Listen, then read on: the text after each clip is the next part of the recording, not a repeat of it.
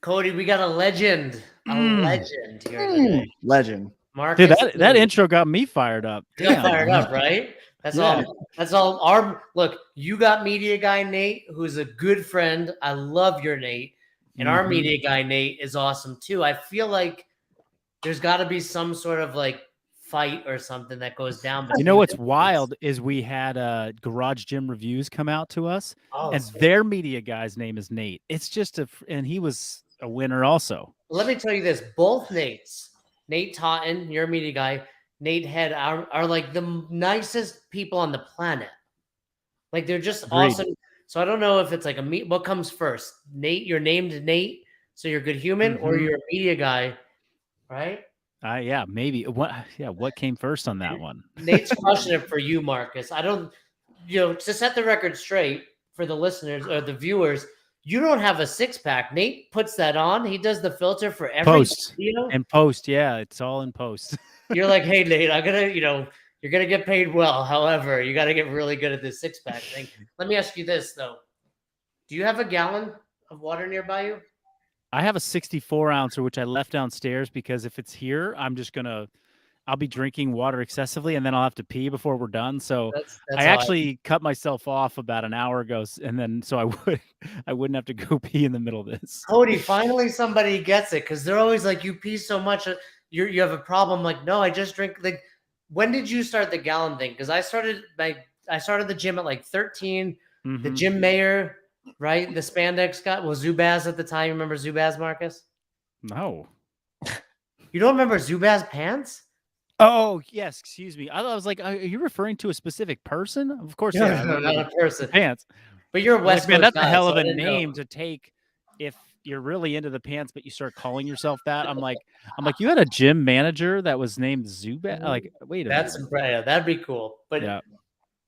but they always had that gallon of water, and it was just Oh, something I for sure. started doing. Yeah.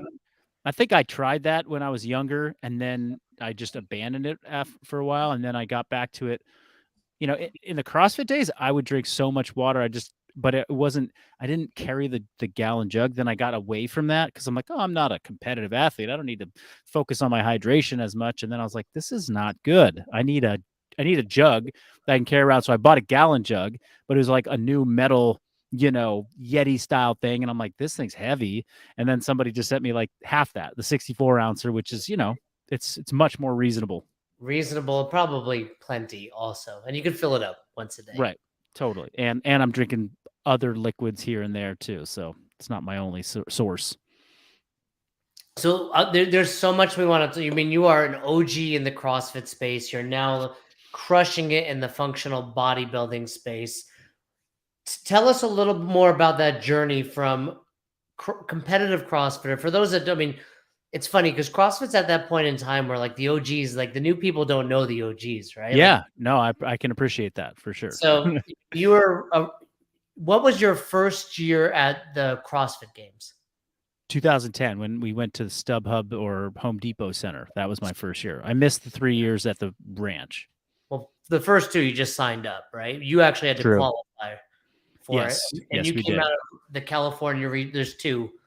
Which were you, northern or southern? I'm not. Yeah, back then it was just.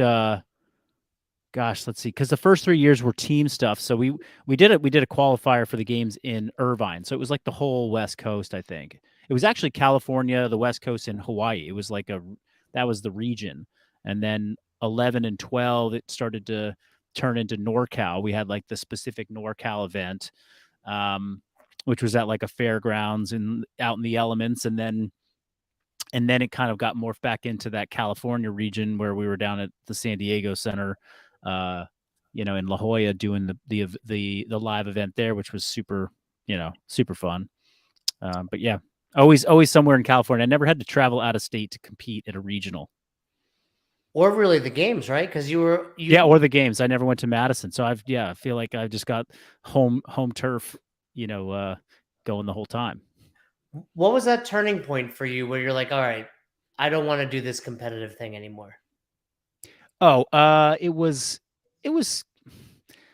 I mean, I would say the whole 2016 season leading up to, that was my last year, was sort of like in my mind, it was kind of like, hey, this is my not last hurrah, but Um, my wife and I had just got married, and we were gonna have our first kid in early 2017, and a lot was also changing for me as like a professional. Like I had a CrossFit gym that I was like, it was multiple months leading up to it, but I knew we were kind of parting ways with partnerships, and I was going to be leaving, and I wasn't going to have my gym anymore, so I was going to start a new business. So there was like three, big life events: new business, marriage, kid, moving houses. And I just knew it was all going to take up a lot more energy and time and focus than I'd ever really dedicated outside of the sport prior to that. So I was like, okay, well, this is sort of me getting to crush it as best I can as like like a single guy. I call single life, even when I was, even married but without kids. Yes, I was gonna say it's the kids that changes everything. Totally, right? So, and then I think a big part of that too is just growing my own business, that I was like, I've been in the game long enough. I know what I want to create out of my next business. My first business was awesome. We had a CrossFit gym. We changed a lot of lives, and I'm leaving that to pursue something else, that I want to be even better. So that was just like, I can't do it better than I've done it, with CrossFit as an athlete. I just won't be able to do it better, and I don't want to do it worse. And anybody that's competed even in local events and, open regionals, like, it's hard. It's super hard mentally and physically to do it. So it's like I just knew that I couldn't leverage that alongside all these other things I was really inspired and also feeling pressure to do well in. Fair enough there with the pressure. You have more than one child now, though, right? Yeah, we have two. I'm about to have my second. Is it gonna be bad? Is it as bad as I think it's gonna How be? close? How close in age are they? um, our daughter is just past 2, Oh, so right she'll on. be a little. Yeah, that's a good gap. It's definitely harder for sure. There was harder This than one. Yeah, the next 3 or 4 years, or the next 2 to 3 years is definitely harder, and then hopefully they start playing together and like entertaining each other, and then you're like, "Whoa, I just got massive chunks back." Like, they are playing and I'm over in the kitchen doing something, and I haven't seen them for an hour and nobody's hurt, and it's like, One's crying. this is rad. Thanks, Nikki Sharp. I appreciate that. So, looking how good you look, Marcus. Thank you. How he looks great. Cody, you know it. You're laughing, but we all know it. Let's go. Like the elephant in the room. Marcus is the best looking one on the podcast. No, just but how important is your sleep to you, and how much is that impacted by your? Whenever I see someone that you aesthetically, you look great. Like I know we're joking, but you look great. And to me, I'm always like, man, that dude's got it dialed in. And then Mm. I'm always like, the part about dialing in that people don't consider, it's like, oh, food's easy. Mhm. The training is easy, but it's the sleep. Totally. I What do mean, you do to I protect would that? say, well, what do I do? I do everything I can. It doesn't work, most of the time. I would say though that that was the part that oh, so okay, here's a good story. 2017 was my first year not competing, but I actually kind of tried. Not a lot of people know this. Like, I prepped. I After the 16 season, I like kept training fairly hard and was like, okay, if I feel good enough and this whole kid thing is going okay, I'll do the open, see how I do, and then if if regionals is looking, I'll keep it. I'll just try. And so my daughter was born on February 19th, and the Oh, open in 2017 was on February 23rd or 4th or something. I don't know, like the first workout announcement. who So tried to I eat 7 days after having Oh, exactly. She was born on Saturday night, like, and then yeah. the next Saturday I did 20 or 17 point or yeah, 17.1, which, if anybody remembers, was dumbbell snatches and burpee box jump overs. Oh, that was the 50, 40, 30, or 50, Yes. 15s in between. Yeah, yeah. Before we all knew how to cycle dumbbells and touch and go them, I'm still I learning was that. doing singles from the ground. I was like switching hands on the floor. Anyway, I was like completely sleep deprived that week. Our daughter was like, in the first week we had so many issues with nursing. She didn't sleep at all. Anyway, I was just like, it blew me out. Like, I got like a top 20 or 30 score in my region, That's but very it good. leveled me like in a way that I was like, whoa, like this is not okay. I am not, and I just pulled the plug. I was like, I'm not doing the rest of this open. Like it's the season's over, and that was my moment. And so to the question about sleep deprivation, it is massively difficult to push your performance and your aesthetic to a new level when you're sleep deprived. To maintain what you have to bring effort and more discipline to other areas because you're not going to get the kind of recovery from your sleep. So that was it. It's like from 2017 onward, like I've maintained my physique. I haven't like built a dominant physique, and I haven't built like dominant performance. Like all of it's kind of been maintained, and in some cases declined, because sleep has just become this thing that is not a given. Like it used to be a given that 9 hours uninterrupted, I could wake up when I want. I could, all that was just it's gone. And now it's like we have good sleepers, but they go through phases. It's like once there's like a week out of every month that is just completely thrown off. And that was last week for us. And I'm just like, I'm still recovering from it. Yeah, Marcus, I feel like. what do you think? What do you think about the people who say it's not necessarily uninterrupted sleep that you need? You just need to accumulate the hours. Like I just need to get it in however I can get it in. Have you played around with that at all? Like having 2 kids and just like, all right, I just need to make sure I get in 8 to 9 hours. I don't care if it's in 3 hour block. You're clearly not there's no napping happening. Right. If that's what you're implying, once there's kids. Perhaps that could work, but it's the other thing is like we're all operating on kind of a pretty fixed, tight schedule. So it's like they go to bed at 8 o'clock, and so okay, I've got from 8 p.m. until they wake up at 7 a.m. the next day. But I wake up at 5 a.m. I don't care how tired I am. Like my internal clock is lit for 5. So you get up at 5 every day? Every day. Yeah. What's the Marcus Philly morning look like?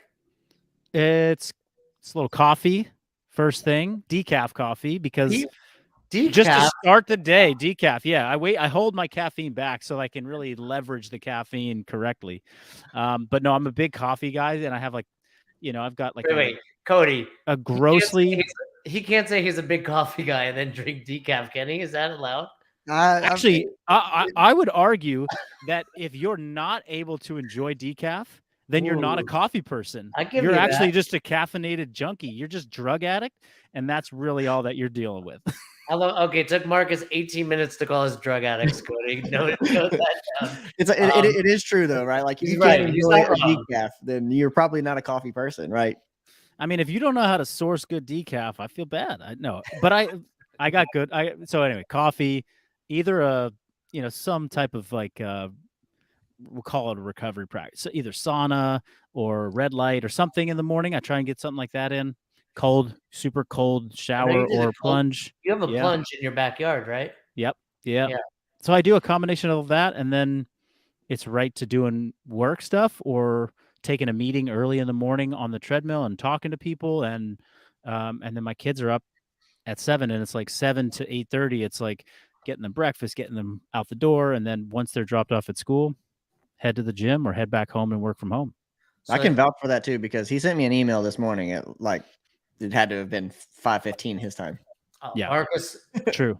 I don't think you get to where Marcus has gotten in life without some work ethic behind it. And I think you just solved my problems. The internal struggle I have is that desire to get 8 hours of sleep. Thanks, Nick. We got $10 for our coffee. We'll put that towards decaf, Nick. Oh, solid. Solid. And I've learned, like, because for me it's the same. Like once, for example, 4 o'clock rolls around in the evening, and it's like nothing happens. Right? The baby's home, like and I just have to push that morning time. What time do you go to bed? We're in bed before 9 almost every night, and which unfortunately has meant like as the girls' bedtime has gotten a little later, and we're sticking to that 9 o'clock bedtime. Like we have a little less time as a couple in the evening, which sucks. But we also know that like if we're zombies, we're just going to be it's not going to go well. So yeah, I think we'll push it to 9:30 some nights, but I know it's like if I'm in bed at 9 and I wake up at 5, like That's my 8 hours in bed that I'm Yeah, pushing for. Sounds like you got it dialed in. And not to get personal, what do you and your wife do? Mostly this show is about advice for me, Marcus, if you haven't Yeah. figured it out yet. It's a good show. The best advice you could possibly give hour. What do you and your wife do to make sure you maintain that? Because that's a struggle we have. It's like the kid, and now she's pregnant, and it's like, oh, we need to Yeah. find time every week, every month to make sure we get some quality time together. Yeah, well, fortunately, we've got family close by. My mom is really involved, so she'll take the kids, and probably once a week or once every other week, we have a little date or we do something. We also have been in like couples counseling therapy for almost a decade now with the same person, so we make time for that every other week to just I be think like, hey, that's this is really important. Like we do yeah, that, and it's like people hear that and they're like, "Oh, you're working on like, yeah, I'm working on my marriage before it's failing." Like true. it's like Yeah, training, right? It's yeah. you have to do it. You have to be working on it all the time. I almost feel like it should be I mean, It should should be a be. requirement before you have kids. It's like if you Kids want don't to. make your marriage easier, right? No, they don't. They don't. And then yeah, we definitely. I mean, we connect for that last hour and a half, of the day. That's for sure. I And Nate mean, says you guys train together on Tuesdays. Is that true? Tuesdays, we train together Tuesdays and Saturdays. Now Nate's training with us on Saturdays, which is Nate's super fun. Nate's Although a my wife and Nate basically they're hanging out working out together. I'm just in the background kind of just, trying to like herd cattle. There's like, 6 or 7 of us now that are doing a Saturday workout together and they're all having a good time. I'm having a good time too. I shouldn't make it out to not be fun. It's super fun. I'm glad Nate's training with you. Now, 2017, you call it Yeah. after that terrible workout. What you could have said, okay, I'm going to keep doing this CrossFit thing, but just not be competitive. What was the transition from, hey, I don't want to do this, let's explore functional bodybuilding? Yeah, interesting. Well, just to be clear, I never was like, I don't want to do CrossFit anymore. Actually, the inspiration for functional bodybuilding was I want to do CrossFit forever. But the way I've done it in the past was not won't work for me to do it forever. So I couldn't do it. So number one, I'm not going to do it as a competitive athlete anymore. That is very an unsustainable approach for doing CrossFit forever. I would argue. We don't have to go too deep into that. And then I also had the CrossFit gym, which, I coached a lot of people and I had coached CrossFit, through a lot of different phases, basically from 2009 until 2016. I worked at a CrossFit gym or I owned a CrossFit gym. So I saw a lot of different, a lot of the evolution of how it was delivered in the box. And towards the end of when I was like programming and about to leave, and sell my business, my programming looked very much like functional bodybuilding. We were programming strength supersets with tempo and movements, a lot of unilateral movements and things in the class that historically had never shown up on main site and they never were really discussed. It wasn't like it was certainly not part of the level 1, curriculum to teach somebody how to do a split squat and a kneeling press or an Arnold press, to complement doing push press, burpee, box jump, rowing, all the different modalities that we used in CrossFit. And I knew that that was good training to complement the approach of high intensity, functional fitness essentially.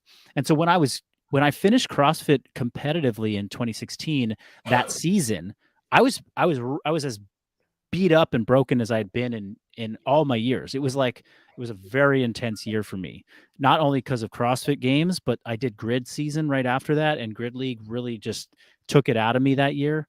They condensed so many matches into such a short time that I was just smoked from the whole cumulative effect of the year. So I needed to heal injuries, and when I was healing my injuries, the way I healed my injuries was with what became known as functional bodybuilding. I followed a training design with my coach that looked like what I do today. And so it was like, oh, look at this. I use these methods and these principles to heal myself so that I could start doing burpees over a box and dumbbell snatches next February. Over the course of 5 months, I went from I couldn't press a PVC pipe over my head without tremendous pain to being able to do 17.1 because I implemented principles that were, not level 1 CrossFit curriculum. And so I'm like, okay, that's what I believe in deeply, and that's what I want to keep promoting and teaching people about. And the vehicle to do that was functional bodybuilding. But it didn't start that way. It was like people just asking me, "Hey Marcus, what's the program I can do that you're doing? I want to try the stuff I'm seeing you do on Instagram because it looks really fun and it seems smart." And I was like, "Yeah, well, I think it's both. Here, try it." And that's when people started to try it through an online 12-week program, which then over the last 6 years has evolved into what we're doing, which is trying to spread a good message, keep people into functional fitness, but also build our own brand for the sake of having a successful business and supporting our life and the lives of our employees and all the rest. So it's so important to me that people know it was not like, hey, F you to CrossFit. Like, I don't do that I don't think anymore. you ever come off that way for the I record. sure hope not. I sure hope not. No, I think Because there it are was, people that do for the you have never, in my opinion, like I've never looked at you and been like, oh, this dude did CrossFit and now he's like anti-cross. Like I don't think anyone has. I've never heard that or don't believe that. But something you said, I think in this day and age of CrossFit, the competition leg of CrossFit, Mhm. do you think too many people veer towards that, think they're going to be competitive, and kind of like you experience? I mean, and you were at least one of the ones that made it, but so many people like try and then they just burn out. Mhm.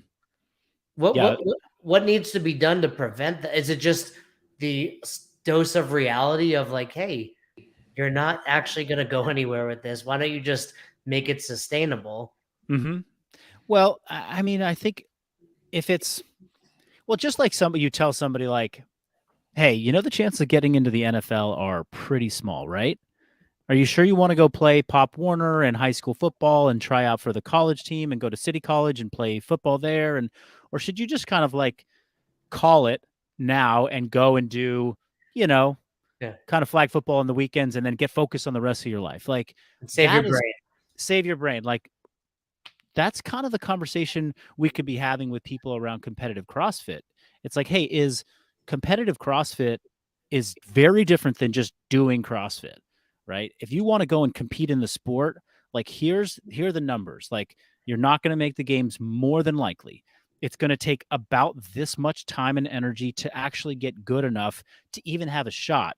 And then you might not make it. You also are going to introduce these potential risks. Like I know we love to say, hey, CrossFit, when done correctly and done the smart way, like you can be strong, healthy, you won't have injuries, like you can, but that's not necessarily true for even the best, most genetically gifted CrossFitters that have competed in the sport.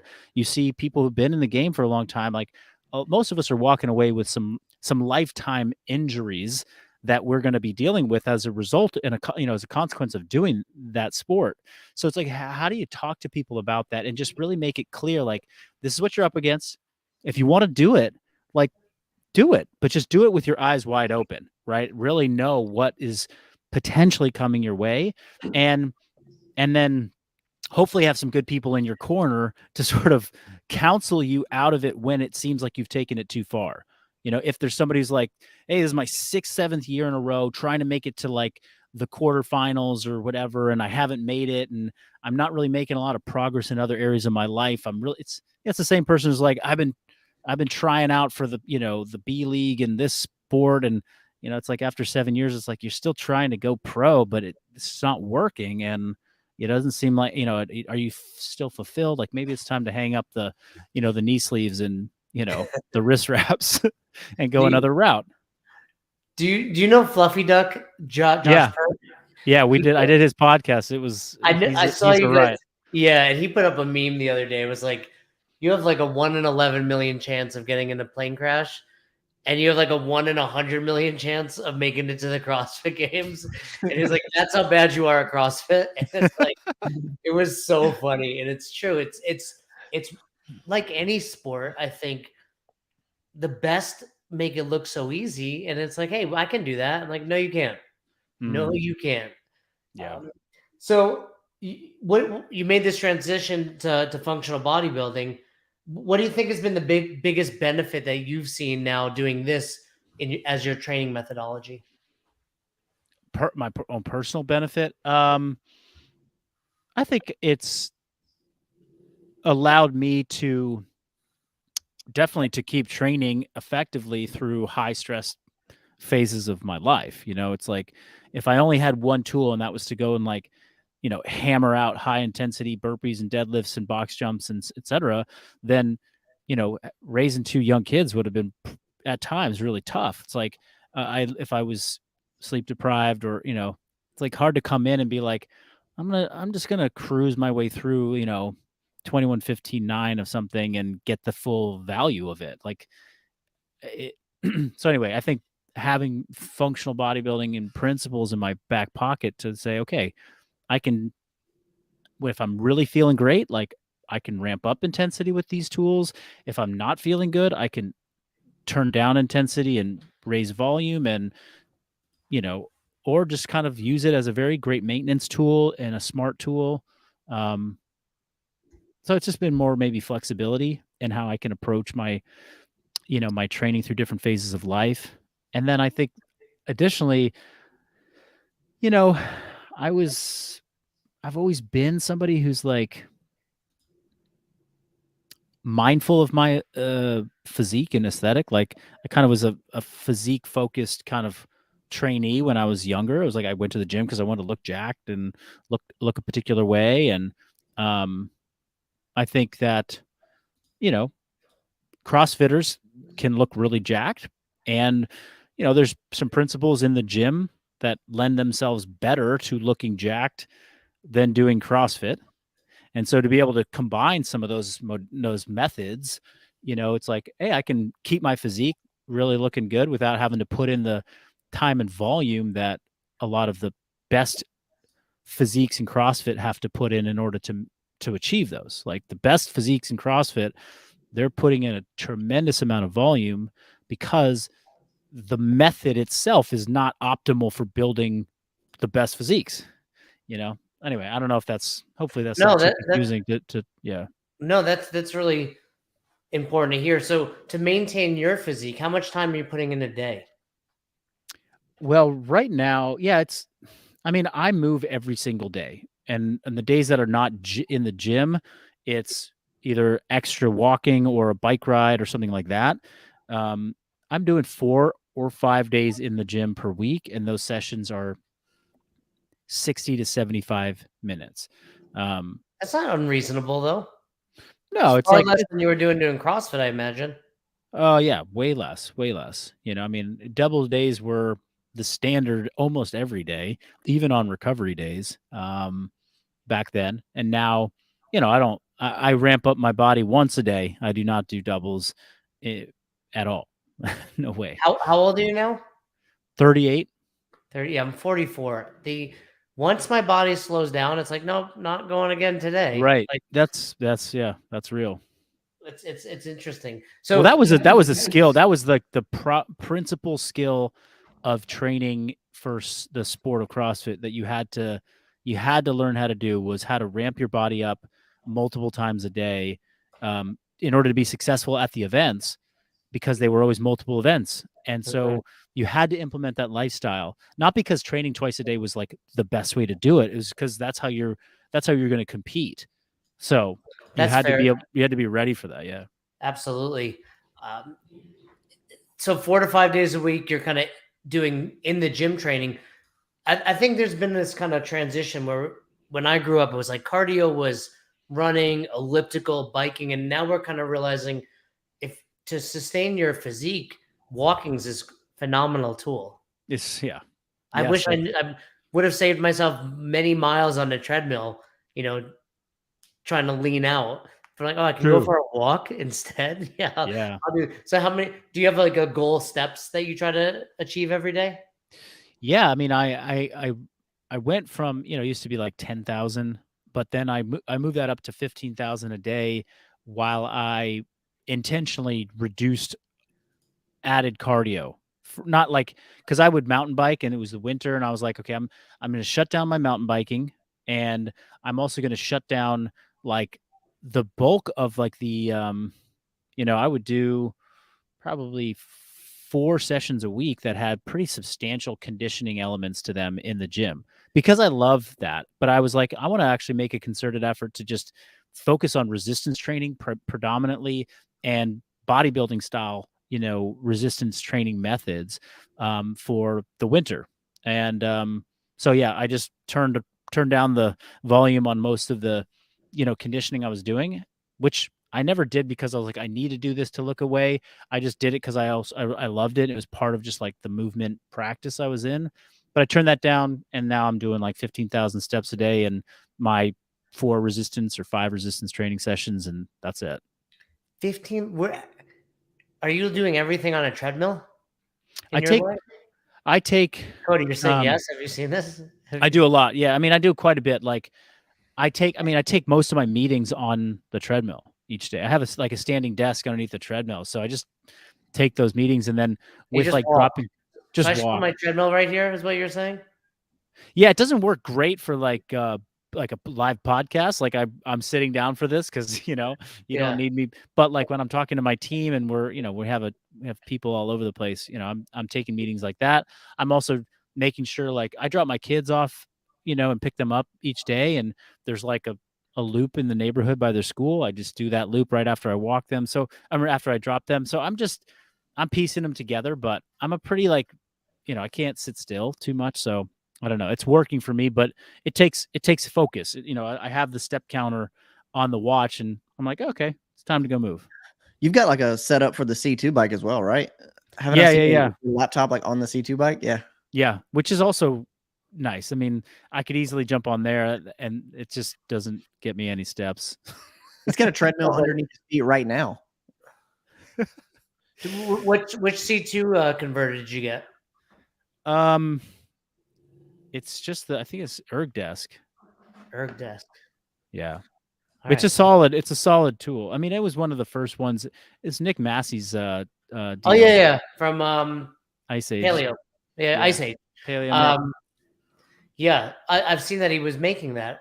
Cody, just for the record, next time you see me, I'm going to be sitting on my bike. Sick. Yeah, there it is. Will you drop the link, Cody? I'm going to buy one of those. Also, he's got the one that I have from my assault runner. He sells on there too. It's the same one. It's the same. We got a Peloton treadmill, so I'll see if it can. Oh, sweet. Go on there. Yeah. How often are you kind of sprinkling? And I want to learn more about the functional bodybuilding. I'm going to do it, Marcus. You heard it here first. I'm going to commit to it. I'm going to go 3 months. The Open just ended. I beat Cody in the Open. Did I beat you, Cody? I don't know. I just made that up. Although I did make it past the 135s last week, and you didn't. You did or did not? You did. I did. You did. Did you make it past 135, Cody? I feel like you got stuck. No, I got to the 185 barbell.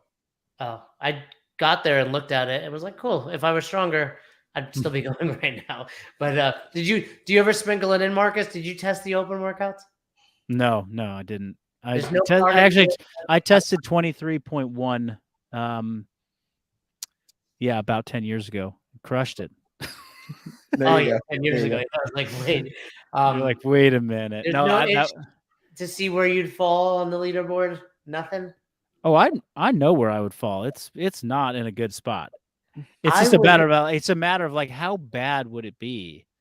Like, I'll give you my honest opinion. I would have not I don't know if I would have completed the muscle ups in the first week. Maybe I probably could have completed the muscle ups, but I'd be somewhere in the middle of that row. I wouldn't have finished the row. First of all, that is very, very impressive still. Like that is thanks. Yeah. I shouldn't throw that into like this muscle ups right now, Marcus. I know. That's like, excuse me. Let me qualify that with that'll be much less than what I did in 2016 or 2014, whenever it was first. And then, I would have been lucky to maybe get a 235 or thruster, maybe. Still I don't very even good. know. Very good. And then this one, I don't even know if I would be able to snatch that 185. Yes, you would.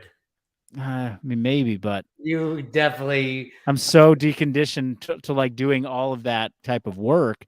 I don't do a lot of high skill gymnastic stuff anymore. I've been actually struggling with a little nagging shoulder thing that's been going on for the past month. So it's like, I haven't touched a handstand push-up in quite some time. So I don't, again. What's one movement that you're just like, I'll never do that again? It's so hard. It's so interesting because like I've wanted to keep an open mind about like I don't want to give up doing any of these things. Like they all had a place in my life and I saw a way to do them safely and effectively and in a fun way. But as I take time off from, things like higher rep kipping muscle ups and higher rep, handstand push-ups, like I just lose the interest and confidence that is something I want to keep in my life. Like I'm like, I want to lift. I want to do the Olympic lifts. I want to be able to keep doing those. I'd like to really get better at very like strict calisthenic, style gymnastics movements and calisthenics movements. So like, keep something like a strict ring muscle up or strict bar muscle up or, strict handstand push-ups with, positional variations that are not like I'm not going to be doing CrossFit standard handstand push-ups, with my hands in a box and just trying to like get my heels over the line. Like I'm going to try and, maybe do something like that from a strength perspective. Like how can I develop like a really great 3 rep max deficit strict handstand push-up, free strict handstand push-up, perhaps. But yeah, it's really just the way the application of them in a fatigue setting that I don't really see a lot of. It doesn't get me lit up, and I also, I hate to think about it, but it's like as I cross different thresholds of my like, age thresholds and, my body's just changing. I'm like, man, yeah, the risk reward on that is maybe not really favorable. And I don't want to injure myself doing something like that. I think that's totally reasonable. I mean, these were the first handstand push-ups I had done in almost like I do handstand push-ups annually in the open, right? There you go. Yeah. Yeah. And the cool part is if you do these other things, they're still there. Yeah. Like I'm probably not as good as I would be. I'm definitely not as good as I would be. Yeah. What do you ever test your 1 rep max anymore? No. I've been like, actually, I don't know, last November, I was on like a trip with some buddies and we trained every day. We were just having fun. We were in Austin and I think I worked up to like a heavy set of 2 in the back squat, like What pretty was it? close. I want to say it was 365 or maybe 375. And Solid. that's as heavy as I've gone on something in a long time. And I was like, it was inspiring. It was fun. I felt the vibe, the juices, but I've been going for like heavy sets of, I've been bringing a lot of machines back into my training. We have several here at our gym. We're going to get some more. And that's definitely part of, the direction that I see our brand going. Not like we're a machine based company, but like, hey, look, there's a place for you to train functional bodybuilding on a variety of different implements and tools. And if you're at a stage in life and maybe your training age and career where a little bit more stability and a little bit more, support from a machine allows you to like get a better training experience without the nervous system fatigue, then let's use it. So we have a leg press here at the gym, which I've been going pretty hard on lately, and doing like sets of 10 or 15 to like close to failure, or pretty much to failure. Like that's a fun feeling. That'll And make me vomit. Hey, I got a question. Leg press versus belt squat. Which one do you like better? Ooh, what's it going? To be honest, I have not experimented with like proper belt squat machines. I've done belt squats with like making it myself with like a chain and all that around my waist. That always feels horrible to me. I'm sure a belt squat machine might feel better, but I'm a huge fan of the leg press and the pendulum squat from Atlantis Strength is one of my favorite tools, which we are hopefully going to be getting one here at the gym soon. Rogue's belt squat is so good. If you've not been on it, I would have one. The footprint is just big for like a home gym. I think it's called the Rhino. The Rhino, yeah, that's right. You know Brian Borstein, Marcus? Yeah. Tell me how I know him. He's involved in Paragon, which is similar. Of course, yeah, absolutely. He's always posting videos on that pendulum squat. Oh man, yeah. There's a couple brands that make good ones, but yeah, man, that thing is. I got to explore that thing when I was on that same Austin trip at this gym in Austin, which is, if you ever go to Austin, you got to go to this place called Collective, spelled with a K. It's the sickest gym I've ever been to. But anyway, that squat machine is wild, so wild. What's one machine that you now use that when you were doing CrossFit, you're like, I'll never do that again? Probably a leg press is one. Like I was like, if back squats and fish oil don't fix it, like you're fucked. That was I was in that camp. We also have a function. I mean, leg press is like, it's fucking great. It takes the pressure off your back, right? Totally. You can load that. I mean, you probably have Nate sitting on it, right? Is that right? Nate sits on it. I mean, I've got a lot more room on that sled to pile on weights. I'm not the strongest leg presser yet, but the worst part about the leg press is unloading it. Yeah, that's true. That's why you just leave like a few plates on there at all times. You don't unload it all the way. That's having your own gym basically. You don't have to deal with that and the reverse hyper are the only pieces of equipment. It's like 45s can stay. Totally, yeah. They should just weld that on. They should, yeah. The other one that I never thought I would use, but I use it a lot, is calf raise. I'm using a calf raise all the time now. And have you grown your calves? No, no. My calves are tiny, and I would like to think that it's going to grow at some point. But I actually more from like that is one joint and one area of the body that I never really was like, I got to strengthen this from like a health and function standpoint. But I'm pissed that I didn't do it during CrossFit, because most of us came into CrossFit with shitty ankle mobility, and we were trying to do these stupid mobility WODs, that were going to fix our ankles. But the ankles are so stiff and so hard to mobilize that you need a lot of resistance and a lot of weight to get you into better positions. And the calf raise, a seated calf raise, is one of the best tools to just keep and build ankle range if you really use it properly. And I'm like, why weren't we doing this? It's funny because last week Kelly and Juliet came to work out here at the gym because they live real close, and we did calf raises and sled pushes, and we were all getting a massive ankle like workout, like just building range of motion. It was like, he was like, yeah, this is a great tool for that. I was like, yeah. I do think there's a point in most people's CrossFit journey, myself included, where it's like you get so dogmatic about it. Like, I'll never do calf raises and you got to eat this way. And, you and I were kind of the same generation of CrossFit. And I hope more CrossFits are getting, and I know the ones we work with are, they're getting smarter about it. And again, it comes back to sustainability and the, how long someone will stay in CrossFit. Doing these things can help extend the longevity of your members. Totally. Absolutely. So on that note, let's talk a little bit about it with functional bodybuilding.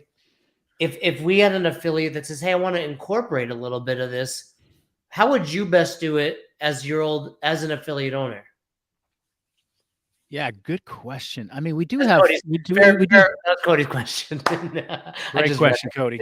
Now there's a lot of affiliates that do this already. Some have been like very transparent with us about what they do, and hey, we do this in our gyms. Some that don't really tell us, we just come to find out like, oh, it's usually like a member is like, hey, like, we were doing some functional bodybuilding today at our gym. And I'm like, oh, that's awesome. But I would say that I hate to like just sort of blanket statement like this is what's done in CrossFit gyms, but by and large, I think a lot of people come into CrossFit gyms and the expectation is we're going to do something like pretty high intensity and there's going to be some like cardio conditioning type of thing that's going on that, we'll call it a Metcon. And it's usually it's a slugfest. There's a lot going on there. People get fired up for that aspect of class more so than the resistance training that gets done. At least this was in my experience. It was like the resistance training, we told them it was important.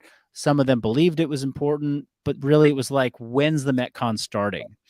And I believe one of the biggest reasons for that was when you sweat and you do work capacity training in a Metcon, you feel like you've worked out really hard. And it's like, there's a psychological feeling of like, I want to feel like I worked my ass off. Like I got the most out of my time. And that doesn't mean it's the best thing for your long term. It's the best thing for your aesthetic. It's the best, but it's really valuable to have somebody walk out the door and be like, that I crushed it and I felt good. They rarely felt that way doing 5 sets of 5 in the back squat or whatever the strength lift of the day was. Most people couldn't connect to that feeling right away. Like this is what is really moving the needle on my fitness. They were like, and remember, there's the people in the middle, the people at the high end, and the people at the low end. The beginner who does empty bar back squats for 5 sets of 5 just to learn the technique is not feeling like they're getting a workout. The person who's super strong and needs 20 minutes just to warm up to a good working weight for their back squats is probably missing out in the class setting because we're on the clock and we got to move on to the next thing. And then a subset of people is actually feeling like, oh, those back squats really, gave me a good burn, but not that many. So one of my biggest things with functional bodybuilding is like people need to experience what lifting weights feels like in an aerobic, hard ass superset, time under tension. Like, let me show you how we can turn this weightlifting into something that feels like a Metcon. Because I need you to feel like you're working your ass off to start appreciating this aspect of training more and to basically turn the first 30 minutes of class into something more than let's warm up, let's review technique on a lift, let's do a few, hopefully a few productive sets, and then let's move on. It's like, no, let's turn 30 minutes into 15, 10 to 15 productive ass sets of 3 movements that you superset, and you do it on the clock, and you're basically lifting weights and getting an awesome pump. And so that is the part of functional bodybuilding that I think has the most relevance to the group functional fitness class is how can we bring that into, bring that in there in a way that's replicatable for a lot of different gyms. And that for us, we do that in our programs. We call them strength balance supersets or strength intensity supersets. And that's what needs to be there. And it needs to be taught. People need to teach affiliate owners and coaches, how do you coach, body composition driven weight training that creates combines some like resistance profiles and aerobic, some breathing and all of it into one thing. Yeah. And I think on that note, what you're really saying, it's a lot about the education, right? Like, because you're absolutely right. We get in this habit, or just we kind of correlate feeling like we got our ass kicked with working out. When I agree with you. Something you said in there is more people need to leave your gym daily feeling good. Yeah. Not just like, oh, I got getting your ass kicked feels good too in a different way.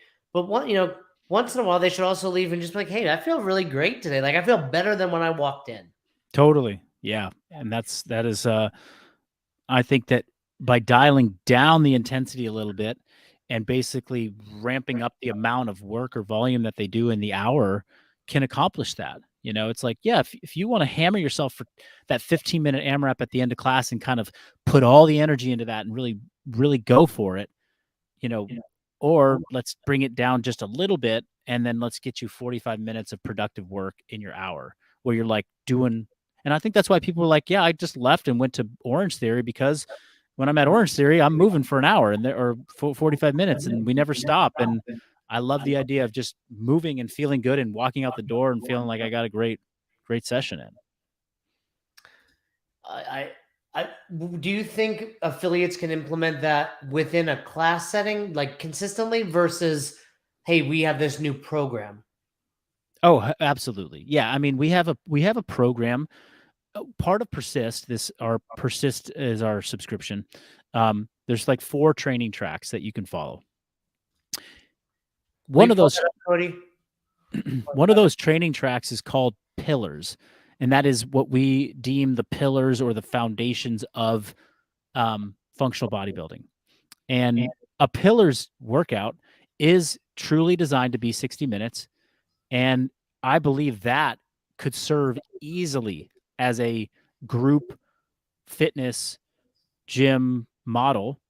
And the conditioning workouts that are in there, because every session has a conditioning workout, you know, arguably look like CrossFit. There's intervals, there's some rest periods, there's some different, formats, but it's like a lot of the movements are quite similar. People are they're the more accessible movements that people would do really well most days. There's not snatches, there's not muscle ups.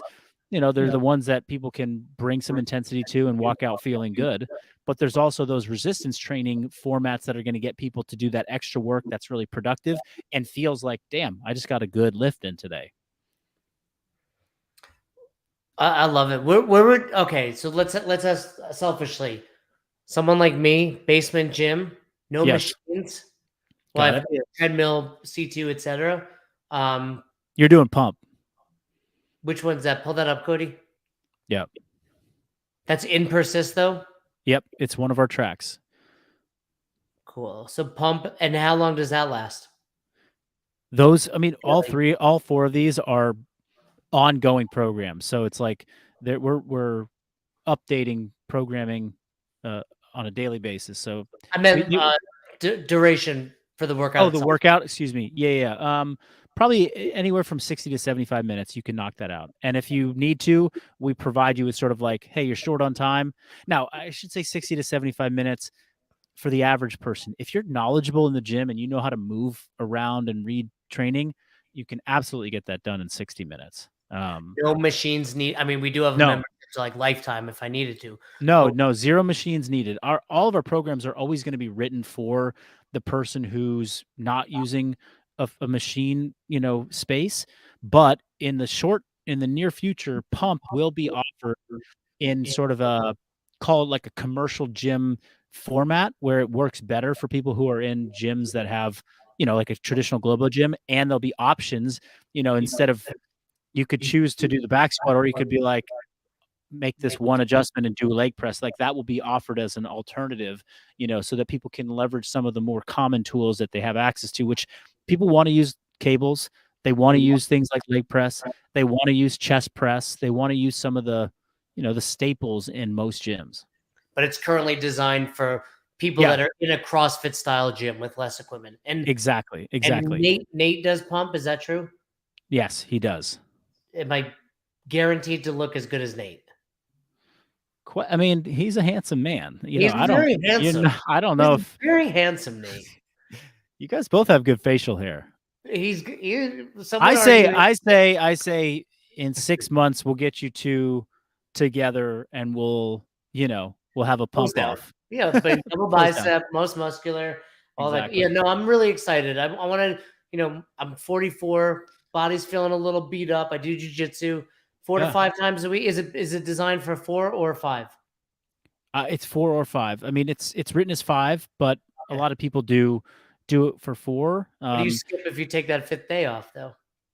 I typically would tell people to sort of there's 4 days that are upper lower, and then there's a 5th day that's sort of it's like an isolation day. So it's like this training cycle. It happens to be an upper isolation day. You get some like bicep, tricep, some direct shoulder work. So, you can opt out on that, or if you really just like, hey, one day of legs a week is sufficient for me to kind of maintain the strength that I've built, and I want to do 3 days of upper body, you can do it that way. I mean, it's really, yeah, there's so many different people that want to, navigate their fitness. And maybe this is a good sort of, segue back to the conversation about the affiliate. It's like it's hard to make one thing work for every single person. That's why one of our big missions with functional bodybuilding is let's provide a lot of, not too many, not like, I don't want you to have like the endless list of options, but let's provide several options and then educate you on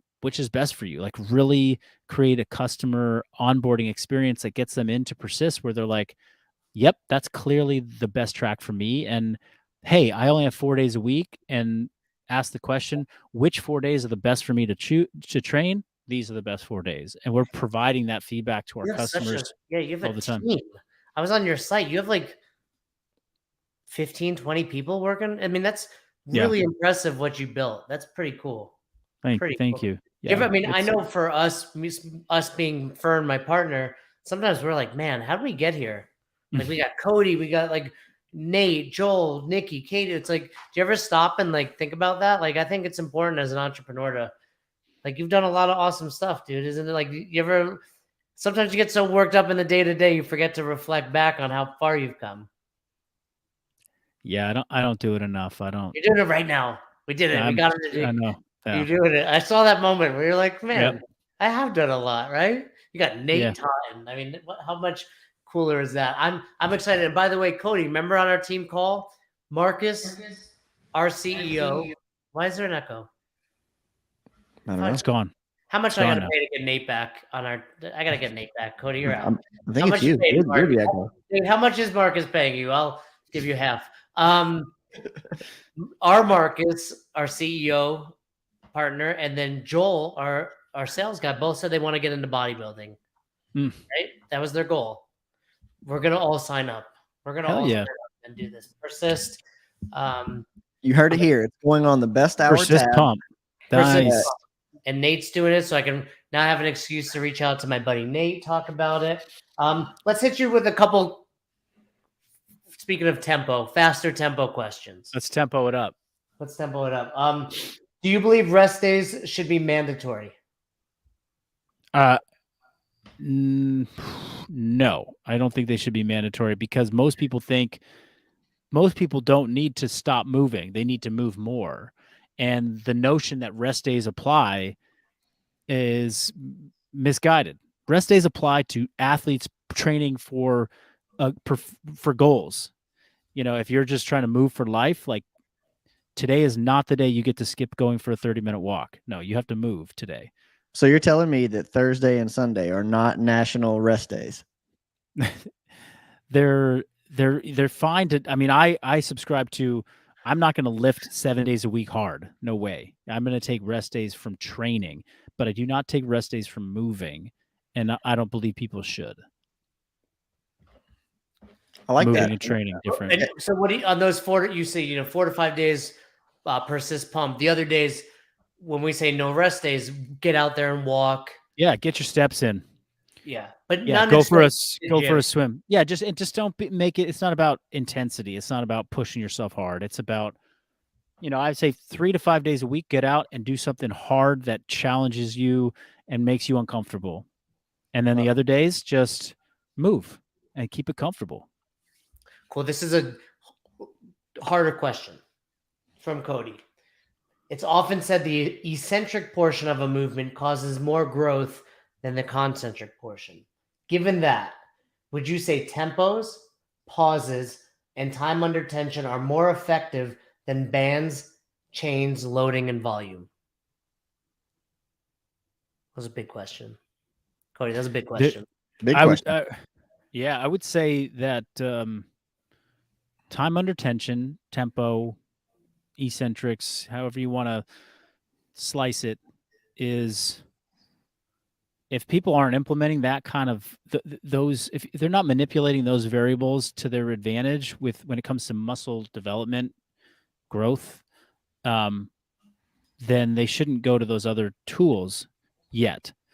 Now, if absolute strength is your most important goal, you're a power lifter, then I don't believe tempo is that important. I think those other methods make a lot. Right? Different goals. Yeah. But most people want to build muscle. They want to improve their metabolism. They want to look good. So yeah, hell yeah, that is so important. But effort has to be there too. It's like, you pick a lightweight and you do a 3.0 XO tempo on a goblet squat and you finish 10 reps and you're like, cool, that was fine. You still got to so loading in the context of tempo that's it. Yeah. By the way, Cody, I'll explain to you the 3.0 XO later that Marcus Okay. I think, going back to Cody's question here, it's like everybody goes bands, chains, like loading, right? And I think part of the question is we're actually skipping the harder thing, which is like slow down, get that time under, like you want that growth. Like chains look cool, but you or you could just move that barbell way slower with way more control. That's something in CrossFit that gets overlooked tremendously. Big time. What is your go-to test for cardiorespiratory endurance? I mean, when I was doing CrossFit and coaching CrossFit and athletes, a 10-minute like assault bike, because that was all we had back then. I thought you were gonna say something easier. We didn't have Echo yet. That was always. Do you have an Echo bike? No, I never got one. I've been on one once or twice. It was like that was after my time. I didn't. It's worse. It's worse than it. Is it? Yeah. I feel like assault bikes kind of just came on in like the 16, 17 era. Yeah, right? I think it was like it was being used at the games for the first time. Yeah, in those years. But now cardiorespiratory, I like the idea of going long. I think someone should put a pack on and just have to like hike up a mountain for an hour and not stop. It's like that, what's your I like that. Like I want to put my pack on and be like, how fast can I get up to the radio tower above my house? I like that. Are you currently training for anything, or do you have any goals on the horizon?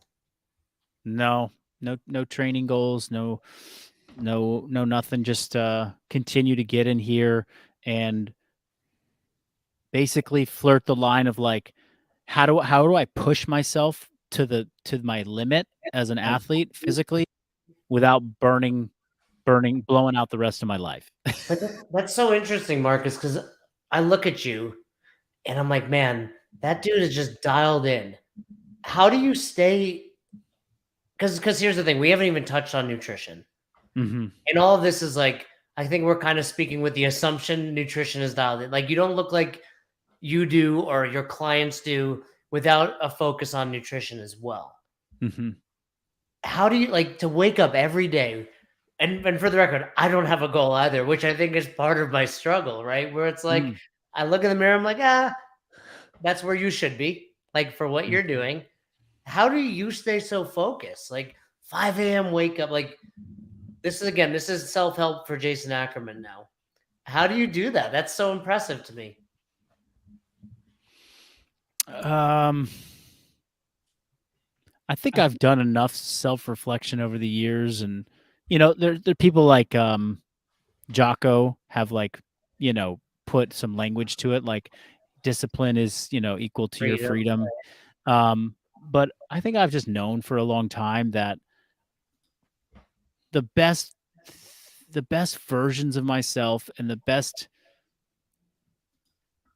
parts of my life have come out of sort of an unrelenting discipline to a few core principles. And I don't always wake up and I'm not always in great, spirits and mindset around this stuff, but I just fall back on like, look, I've got enough examples of being disciplined and putting forth, an effort towards betterment that have led to some amazing things. And I just want to keep replicating that process over and over and over again, and know that the wins are gonna stack in a way that I'll be proud of. I'll feel like, man, I got the most out of that phase of my life, or and right now is not like a peachy, sunshine phase. It's a hard phase. It's taking the next leap as a business owner and trying to do something I've never done before. It's,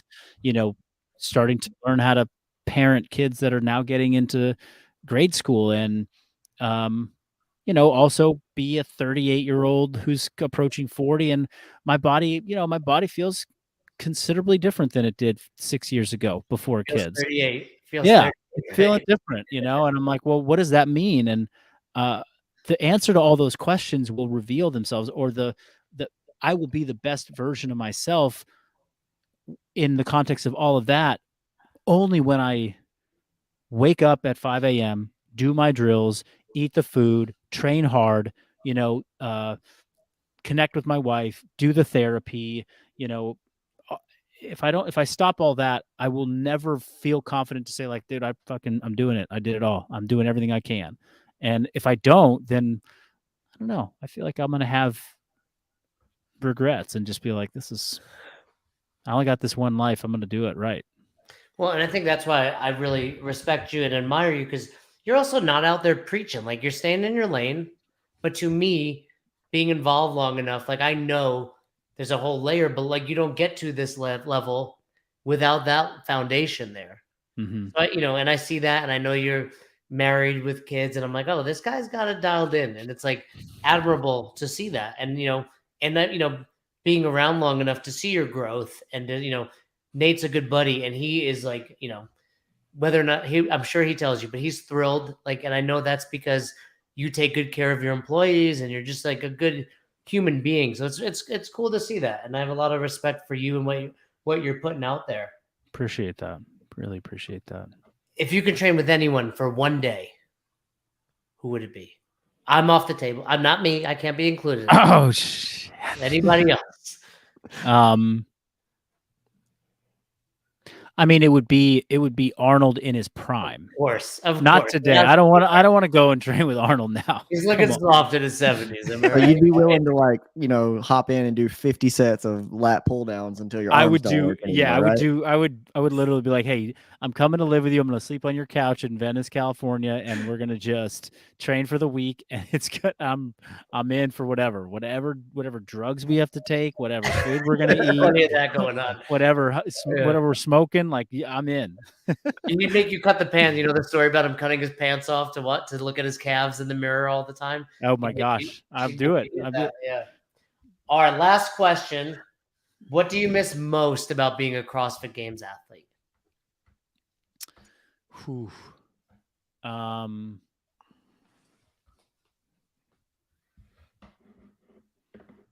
See, this is why they pay me the big bucks, right? Cody, these are Cody's questions. This is a good one. What do I miss the most? I miss the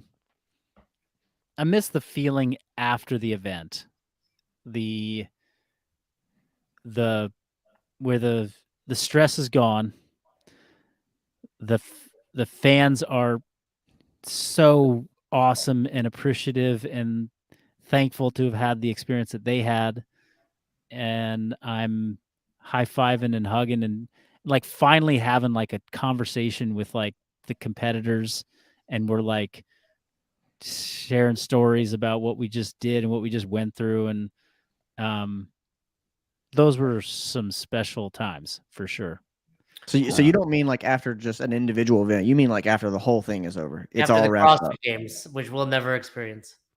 I mean, I could say it's kind of both, but I'm like that afternoon, evening after regionals was like always special, after the games was always fun, but it was also kind of felt like a letdown because not a letdown, but it's like, we got to, it's over. And the only way to get back here is to do the whole thing again. Whereas after regionals, you're having fun. You still get to go to the games. Like there's still the excitement of that.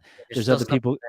Yeah. You're not. Yeah. So those were super, super good times. And I remember like after the 2016 regional event, just, that was very memorable for me. Well, do you remember the most money you made in a year doing CrossFit? Yeah, it was my last year. I think I placed 12th which got me like maybe $12,000 as from winnings, and Yeah. then there was another maybe 3,000 I made from regionals. And then Nike was a sponsor, so they matched certain amounts. So I think they matched like, I don't know, we'll just throw another $5,000 into the bucket for that. And then we won the grid league. I played grid league that year. Which So on top, yeah, doing functional, yeah. So yeah, then there was like maybe 10 to 15K for that, and so all in we're talking like $30,000. Yeah, 30 to 40, max, plus some maybe some sponsorship dollars in there, here and there, but maybe 35K the most in a full year. Turns Which out is bodybuilding pays a little better than CrossFit, right? At a certain level, yeah. Yeah. That's really cool. Cody, anything you wanted to add? Anything I missed? You had so many great questions, but anything that you wanted to cover? One little piece on nutrition. That's it. We can just wrap up on that. Yeah. I don't want to, because it's going to make me feel bad. No, I it's just all right. want to do persist pump. I don't want to change my nutrition. All right, Look, I've seen your post. I've seen pictures of your plate before. It looks like you have like a lot of variety in your nutrition. If somebody's walking into the grocery store, what's one like maybe unassuming piece of nutrition that you would say, hey, pick that up? Like you're gonna enjoy this, but somebody may not. It may not be something that is commonly eaten. Oh, wow. Okay. Well, let's layer this a little bit, but I would say that most people need to be focused. There's two things that I want them to be focused on. Three. Two things though, for sure, in the grocery store. Number one, you got to find protein, but protein that you have to cook, obviously, is one thing, but protein that you don't have to cook. What can you do to get protein that is literally just there, ready, high protein without a ton of extra calories that you can just consume, because people need protein that's easy to access? In that category, the go-tos that people think of are like, oh, canned, fish, tuna, whatever, like, which is, you don't have to cook it, but maybe it's not the most appetizing thing that most people can think of. But like the epic baked pork rinds, okay? Good, yeah. A bag of pork rinds, their baked version, which I can find at grocery outlet here for $1.99 a bag, has 55 grams of protein and only like 8 grams of fat, and they're delicious. So that is like, it takes a long time to eat, so you feel satisfied, probably. Totally, right? Yeah. I mean, how are you going to get 50 grams of protein with that, that's crunchy and so something like that's a win. But look around for other things that do it for you, like even like a non-fat Greek yogurt. And I'm not like against fat, but you want something that's a high protein yield without a lot of extra stuff. And like if you have non-fat Greek yogurt, epic pork rinds, and like one other protein thing, like you will never have the excuse of missing protein. And people miss protein, or they reach for something a little bit more convenient that doesn't have protein in it, and that is just going to stack calories and not a lot of satiety. So I would definitely focus on that. And then the second thing is find foods that really fill you up. And there's no one right answer to this for people. Satiety is really important. Like if something makes you feel like, man, when I eat that, I really don't feel like I have to eat for a while, that's huge. Some people say that about oatmeal in the morning. Like when I eat oatmeal, I don't feel like I have to eat for a while. I'm like, then that's great. Don't let anybody tell you that oatmeal is too high carb. Like, fuck, don't buy that. For me, it's like a boiled, or actually a microwaved, like white potato. If I just have a big ass microwave steam potato, it fills me up a ton. People are like, oh, it's so high glycemic. It's such high carb. It's like, and then I don't want to eat for a while. So like that's a win. So anyway, those are two big takeaways that people should be looking for in the grocery store. There's so much more to nutrition than that, but obviously like, those are key. Do you include a lot of this in the persist? First of all, it's an app, right? Yes. Yeah. All the training. Yeah. If I give it in the app store? No, it's not in the app store. It's going to be a web-based, application, but you'll do it all through. It's called Atom is the platform. Okay, So you yeah, do all that's your training through there, but then we have all of our nutritional resources built in there too as call them they're in it's like a resource section where you just have access to our practical protein guide, our fundamentals of nutrition, things like that. another question you made me think of. There's, I'm a cold plunger. I got a cold plunge Sick. in the here. Now, from what I've researched, you don't want to cold plunge immediately after hypertrophy training. That's we're going to avoid that. So I've read the same research, I think, or I've listened to the same talks people. all about that, right? Mm-hmm.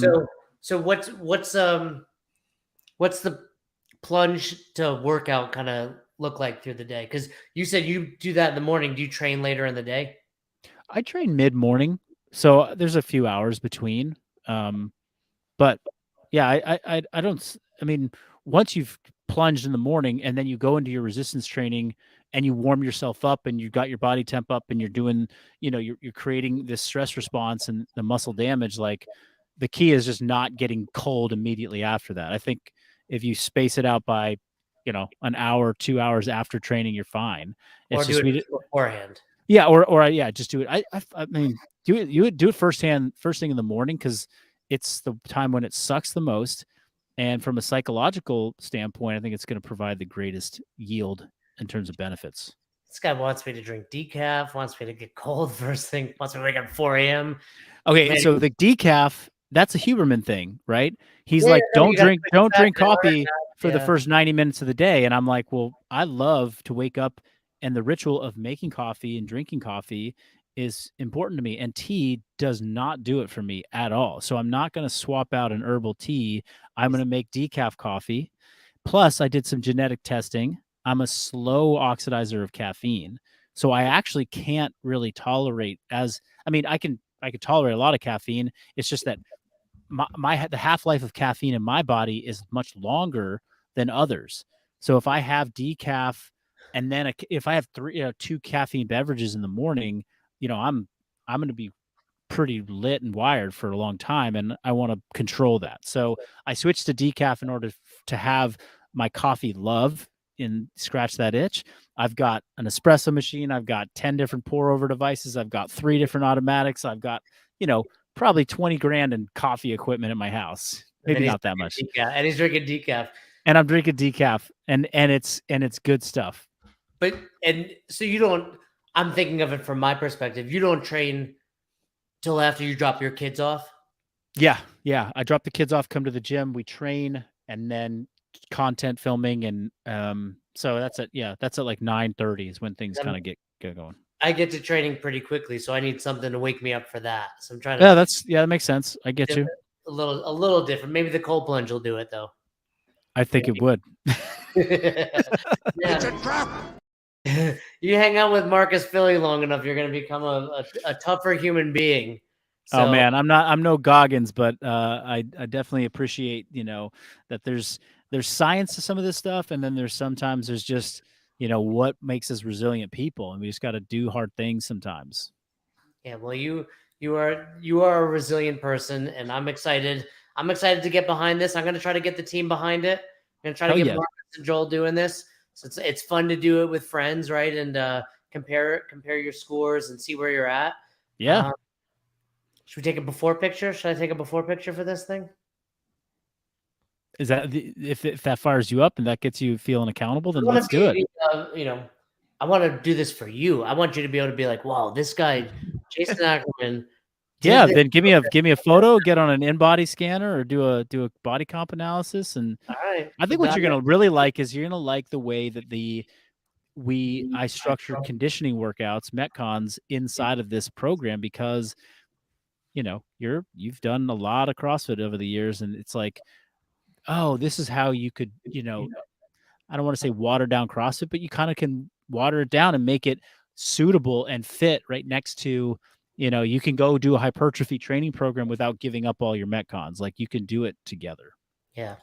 I love it. I'm excited. I'm very excited. It's been really awesome chatting with you, Marcus. Likewise. 3 months.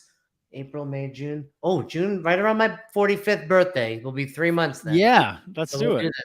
That'll be a little goal now we have here. I like it. Awesome. I like it. Awesome. Please, if Nate is still nearby you when we are done, give him a big hug I for will. me. You've got a great guy there. And for those of you that aren't aware who Nate is, go to Marcus, go to his social media. That's Nate. It's fantastic. You got an awesome team behind you, and highly recommend you checking him out, because I think there's a lot. You don't have to dive into the full program, but you can incorporate. I think you live the CrossFit business model. Like, put it out there. You can probably do everything I need to do by simply following you on social media. Totally. Yeah. You never have to buy a single program of mine. There's enough free content out there to do it all.